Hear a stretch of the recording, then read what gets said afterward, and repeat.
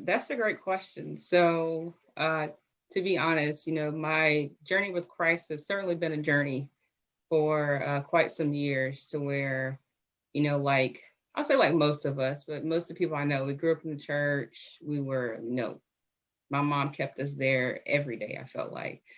And as I as I got older, I kind of drifted away from my roots. I mean, that's the best way to put it. And there were moments in my life to where God was pulling on my heart, knocking at the door. I mean, there were so many of those moments to where, whether it be moments where he's speaking to you directly or speaking to you through other people. And I'll tell you I would say about 4 years ago, I tried to start that journey then, getting closer to Christ. I actually went to a church, and it was one of those New Year, new me type things. I hate to say New Year, new me, but like most of us going into a new year, you're looking for some type of transformation, and you always set some type of goals. So that year, my goal was to form a closer relationship with Christ. And I went to church, loved the church. It was amazing with my dad. And even that day, I rededicated my life back to Christ. And it was interesting because the message was about how to hear God's voice.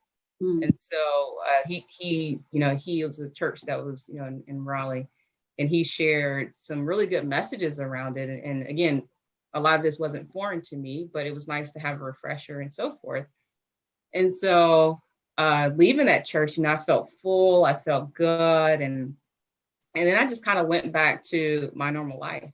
And I'll tell you, a lot of things didn't change, but God spoke to me clearly that day, basically telling me that I need to submit to him. It scared me so bad. I'm just going to be honest. In that moment, it scared me and it steered me away. But fast forwarding to this year. So this year was, like most of us, with COVID and everything that's going on in the world.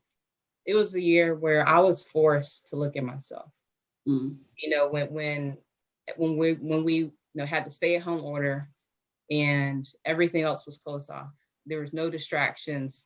I couldn't, no going to the bars, no hanging out with your friends and stuff like that. And what I realized in that moment was I was not happy with where I was. I wasn't happy at all. I was going through a lot. I mean, I felt like I was just depressed and just down and out, in those moments because of the different things that I had going on internally. And so throughout those tough times, you have those people that you turn to that are your mentors.